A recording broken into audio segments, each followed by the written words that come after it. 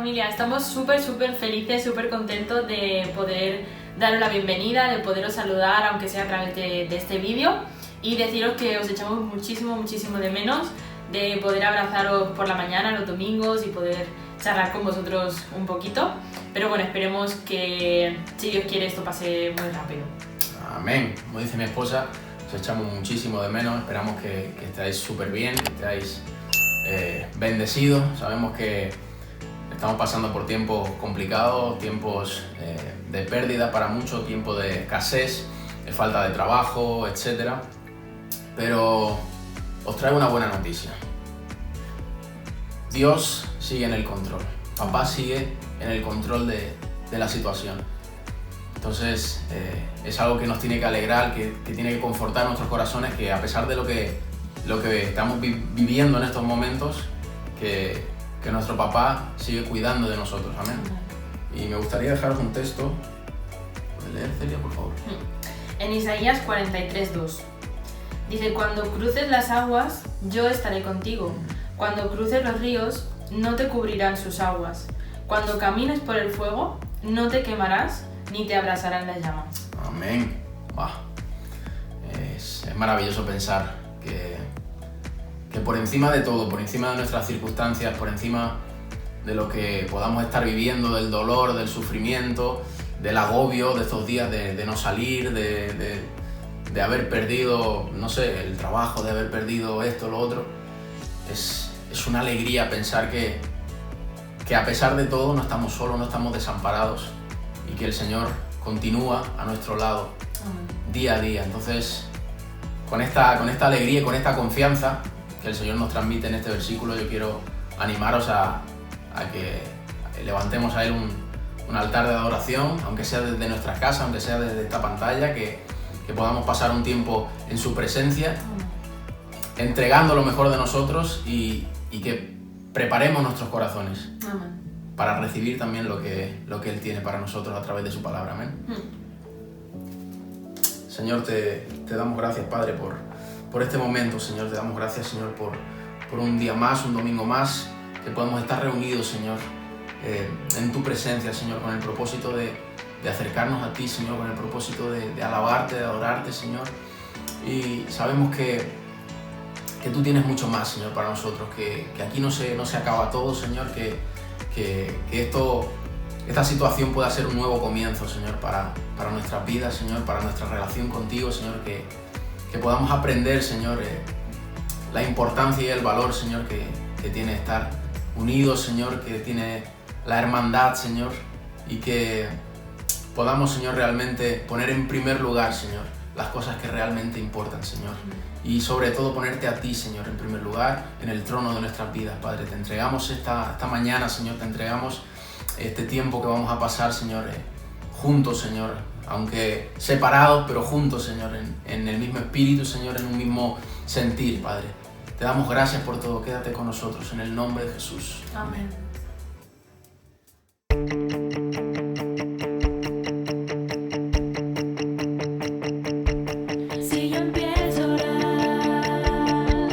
Todo cambiará si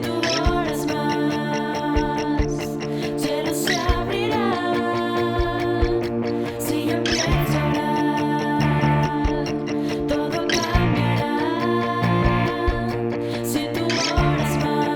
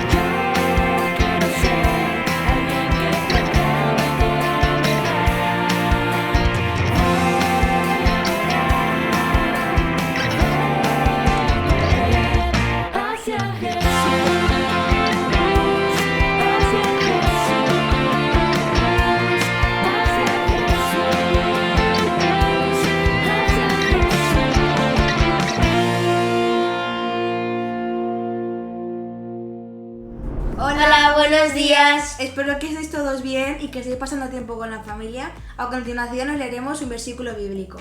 Es Salmos 145 del 1 al 3.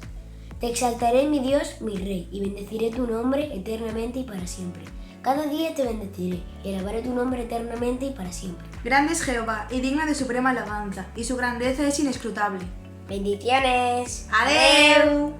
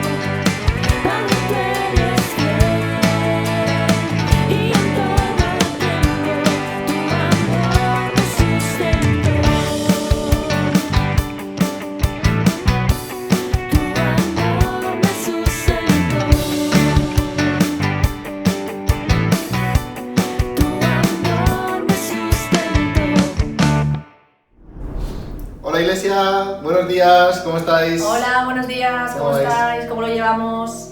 Hace unos días celebramos la Semana Santa, ¿no? Y en el domingo de Semana Santa se celebra la resurrección de Jesús. Y yo recordaba hace unos años, bastantes ya, un retiro de jóvenes, en Semana Santa, de jóvenes estudiantes, que el día del domingo de resurrección nos hicieron salir del auditorio donde hacíamos las plenarias cada día, y una vez fuera, uno de los organizadores cogió un megáfono y se puso ahí a gritar como un loco: venid, venid, corred, venid a verlo, que Jesús ha resucitado, corred, corred, vamos a verlo. Entonces claro, aquello nos pilló por sorpresa, pero de repente una multitud de estudiantes se puso a correr como locos, porque claro, Jesús había resucitado y eso había que verlo.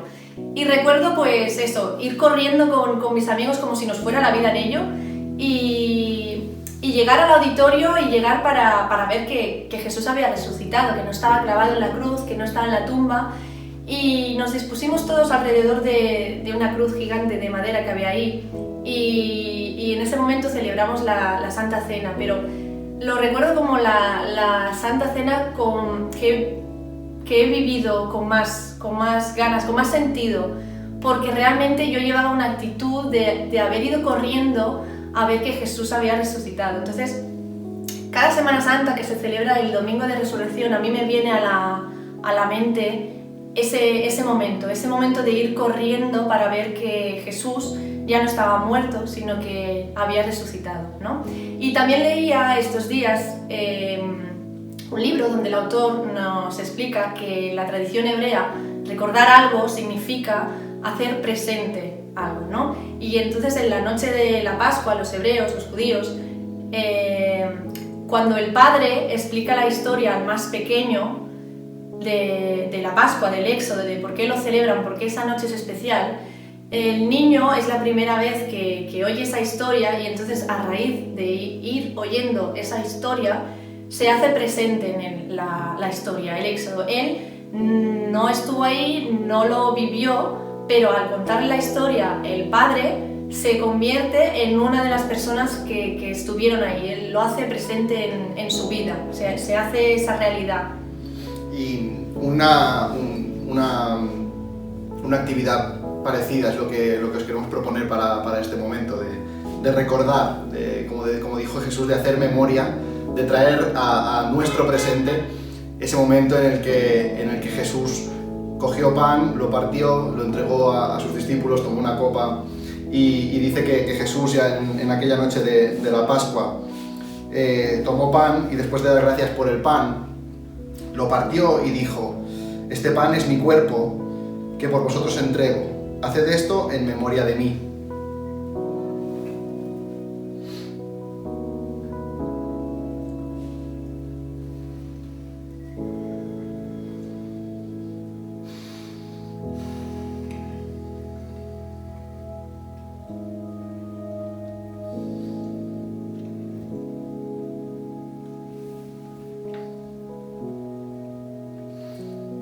Dice que de la misma manera, después de cenar, tomó la copa y dijo: esta copa es el nuevo pacto en mi sangre. Haced esto cada vez que bebáis de ella en memoria de mí.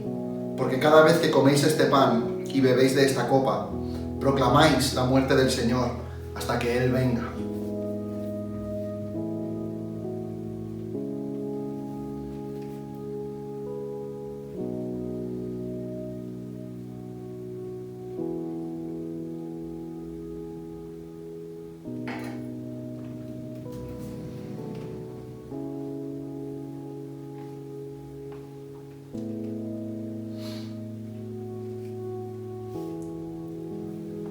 Señor, te queremos dar gracias por darnos la oportunidad de recordar el sacrificio, la muerte, la resurrección y la victoria de Jesús en aquella cruz. Gracias, Señor, en primer lugar por entregar a tu Hijo en aquel sufrimiento. Gracias, Señor, por haber ideado ese plan en el que era necesario que Él muriera por nosotros, que era necesario que siendo Dios se hiciera hombre y acabara muriendo en aquella cruz, pero realmente no acabara, sino que tuviera un momento de resucitar, viviera un momento de resucitar y de darnos así la victoria sobre el pecado que nos tenía esclavizados. Gracias, Señor Jesús, por tu ejemplo. Gracias, Señor, por haber tenido ese tiempo con tus discípulos para explicarles que es importante que recordemos esto, y que recordar no es solamente hacer memoria de algo que ya pasó, sino es hacerlo presente, como en esta tradición judía, hacer presente, intentar vivir al máximo esa experiencia de partir el pan, de compartir la copa con Jesús. Y Señor, realmente tenemos ganas de que llegue ese momento en el que podamos compartir el pan y compartir la copa contigo en el cielo, Señor, en las bodas del Cordero. Gracias, Señor, porque tú nos das una nueva esperanza y a esa esperanza nos aferramos, Señor. Gracias por darnos la oportunidad de formar parte de todo tu pueblo, Señor. Por formar parte de tu iglesia, por formar parte de aquellas personas que tú has escogido para servirte, Señor. Es un privilegio para nosotros y queremos darte las gracias. En el nombre de Jesús. Amén.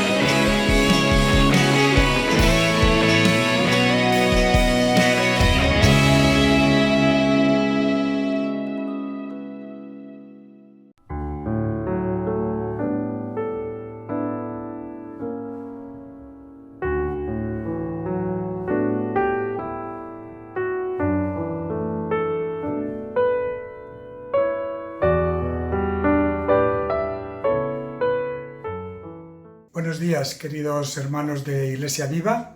Hoy domingo, dentro de la reunión que hemos estado celebrando con la alabanza y el partimiento del pan, pues vamos también a compartir la palabra del Señor. Sabéis que tenemos una serie en Proverbios que concluimos hoy y luego en julio volveremos a retomar con el tema de la familia. Y Proverbios trata, entre otras cosas, temas de nuestro carácter y también de nuestras emociones. Y hoy vamos a hablar una de esas emociones que hay en Proverbios y hay también a lo largo de la palabra y que es bueno que comentemos. Se trata de la ira o el enojo. Esta es una emoción que en sí misma no es ni buena ni mala, depende de lo que la motiva y cómo se expresa. Proverbios nos enseña a gestionar pues las emociones, y con la ira nos dice que la podemos controlar o que ella nos controla a nosotros, que puede salir de un corazón limpio o de un corazón sucio, que el sabio la calma, pero el necio la enciende. Proverbios y toda la palabra de Dios quiere darnos la sabiduría para que esta emoción sea positiva y no negativa, sea para bien y no para mal. Tenemos esta emoción porque Dios también la tiene, os va a chocar, pero Dios tiene ira, tiene enojo, se enoja también.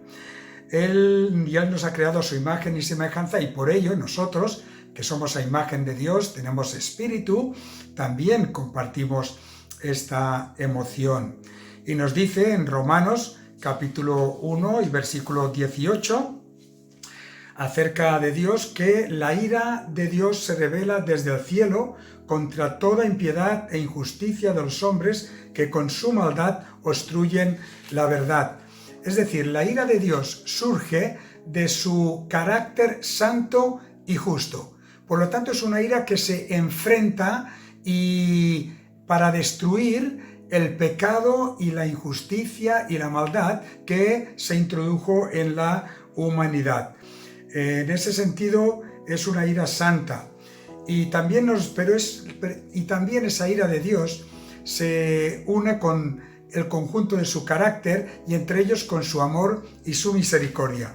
Por eso nos dice el Salmo 103 que el Señor dice es compasivo y clemente, lento para la ira y grande en misericordia.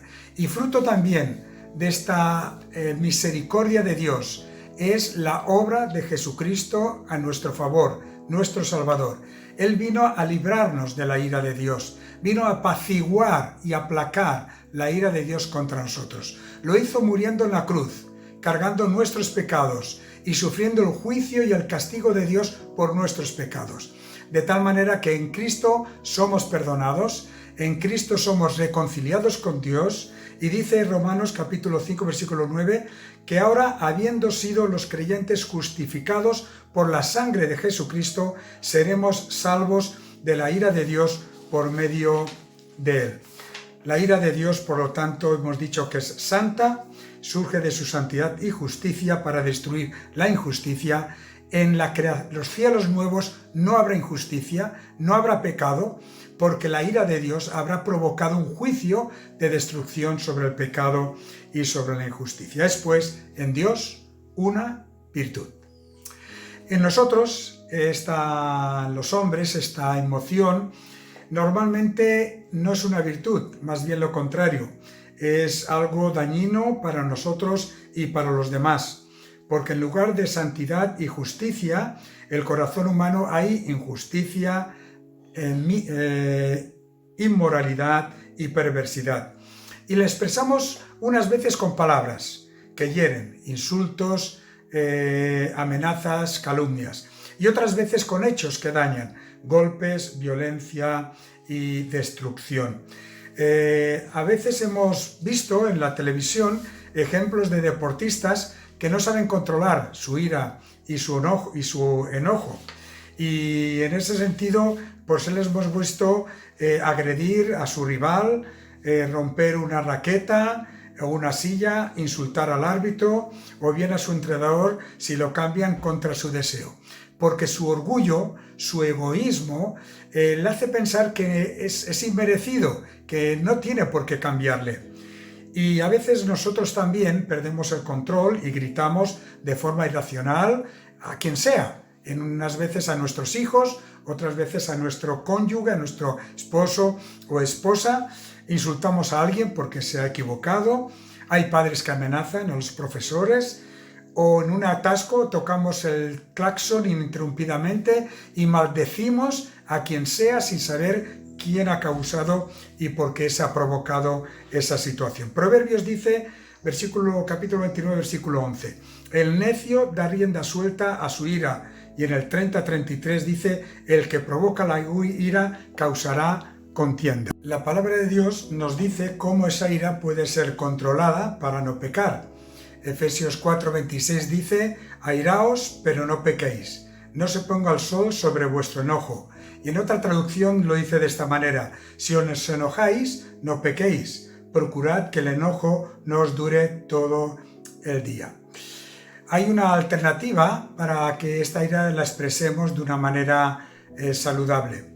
Sin embargo, en la Biblia hay muchos textos y mayormente dicen que la ira del hombre se expresa siempre de una forma inadecuada, surge también de sentimientos inadecuados.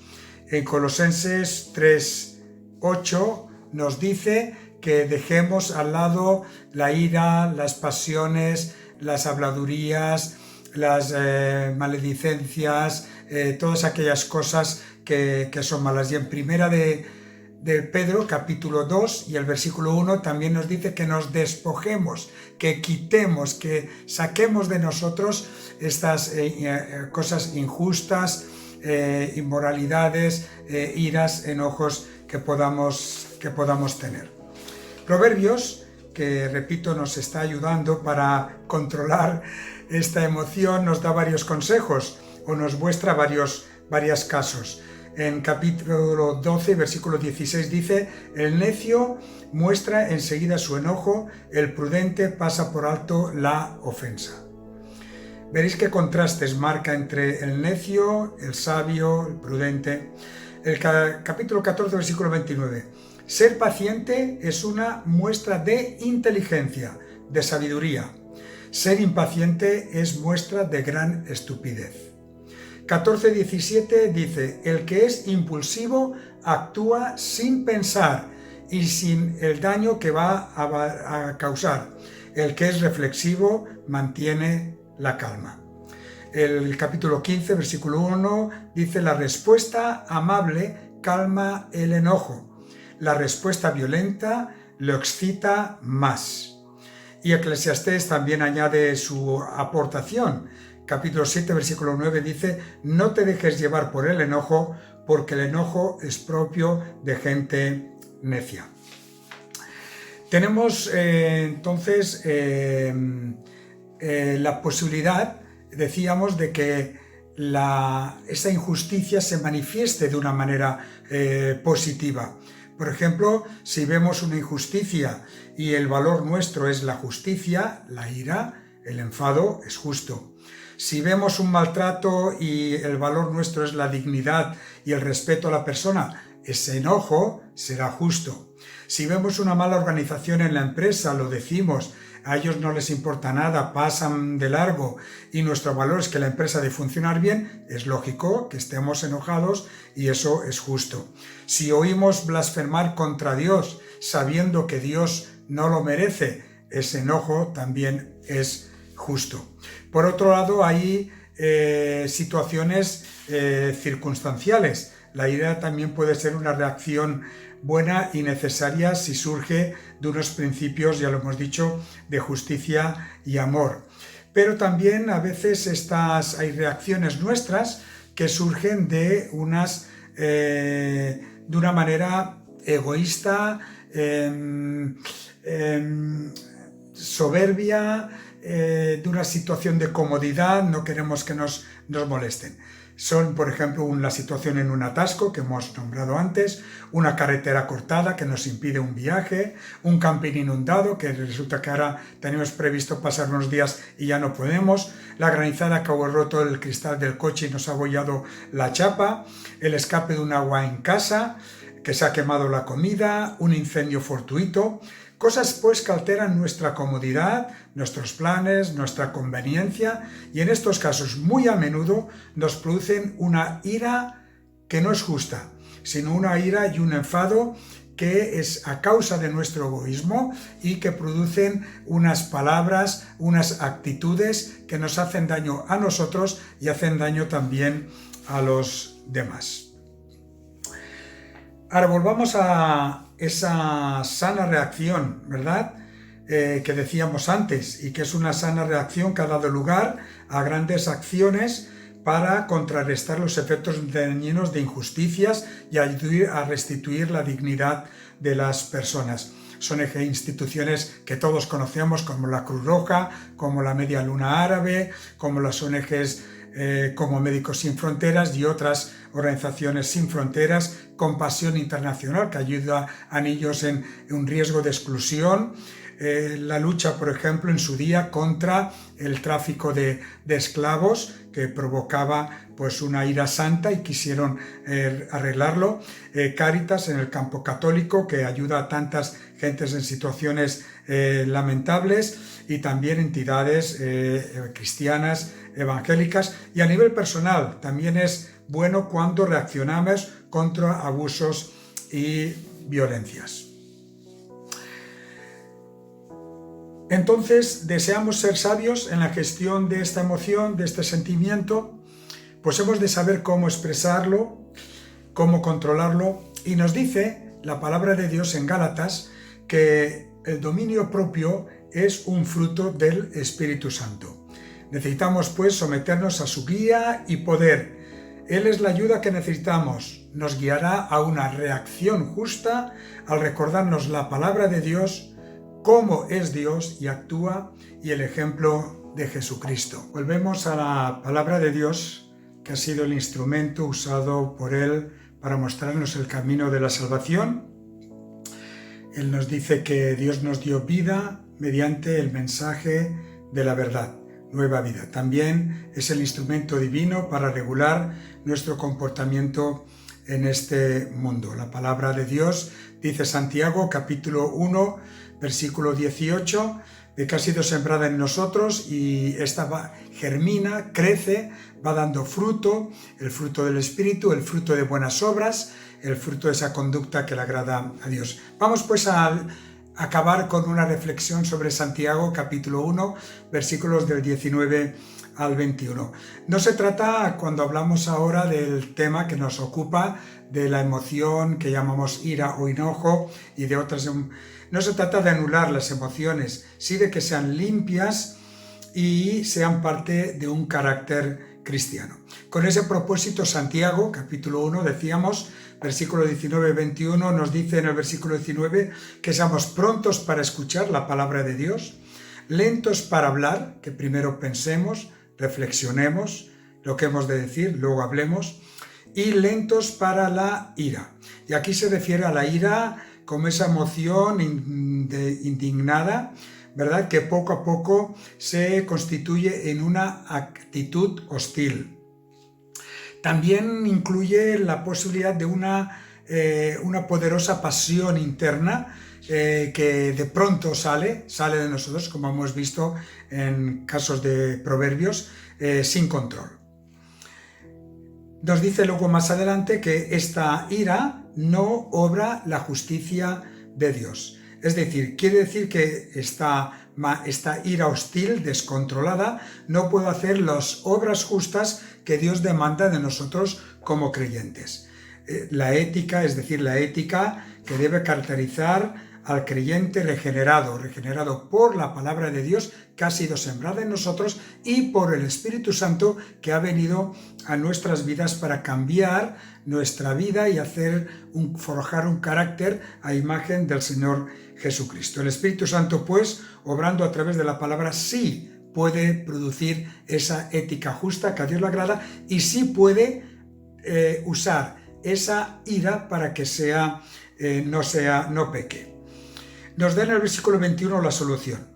Nos habla de una mente informada por la palabra de Dios y de un corazón controlado por el Espíritu Santo. ¿Cómo? Primeramente dice que nos despojemos, nos quitemos la ropa de la inmundicia, de impureza moral que pueda haber en nosotros, también de la maldad que tanto abunda, vicios, cosas perversas, todo eso hay que desecharlo, vaciarlo, como si queremos llenar un vaso y está lleno de otras cosas, vaciamos el vaso para poderlo llenar totalmente de cosas nuevas. Esas cosas primeras que nos hemos de quitar son aquellas que impiden nuestro crecimiento espiritual y ahora nos hemos de llenar, de ponernos la ropa, vestirnos con aquellas que nos ayudan al crecimiento espiritual.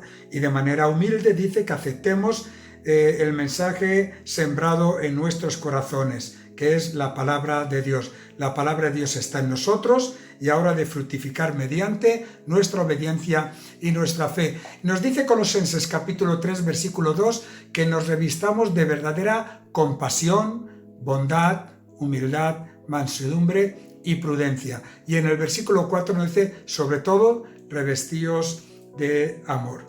Y de esa manera, el Espíritu Santo y la palabra de Dios, que tienen poder para salvarnos y también para usar nuestras vidas de manera que las pueda el Espíritu Santo promover para la santidad, estimular el crecimiento espiritual, desarrollar el carácter cristiano y producir las obras que acompañan a la salvación. Y quisiera pues concluir. Hemos estado viendo cómo en Proverbios y a lo largo del Nuevo Testamento la palabra de Dios nos habla sobre nuestras actitudes de orgullo y también sobre nuestras perspectivas egoístas. Y dice que la ira o el enojo pueden entrar dentro de estas características. También hemos visto que la palabra de Dios pone en nosotros el sentir de no hacer daño a nuestras familias ni a los demás. Es decir, de que no deshonremos a Dios dañando a aquellos que han sido creados a su imagen y semejanza, cualquiera que sean, creyentes o no creyentes. Todo lo contrario, la palabra de Dios nos dice que en las circunstancias de la vida que sintamos ira, el Espíritu Santo nos ayudará a crecer espiritualmente, a controlarla, a desarrollar el carácter cristiano y a honrar a Dios. Si no fuera por la obra del Espíritu Santo en nuestra vida, pecaríamos cuando nos airamos o nos enojamos. Por ello, y concluimos, con la ayuda del Espíritu Santo podemos dar salida a la ira de forma constructiva y controlada. Como nos dice Efesios capítulo 4, podemos airarnos, pero no pecar. Que lo hagamos así. Dios nos bendiga.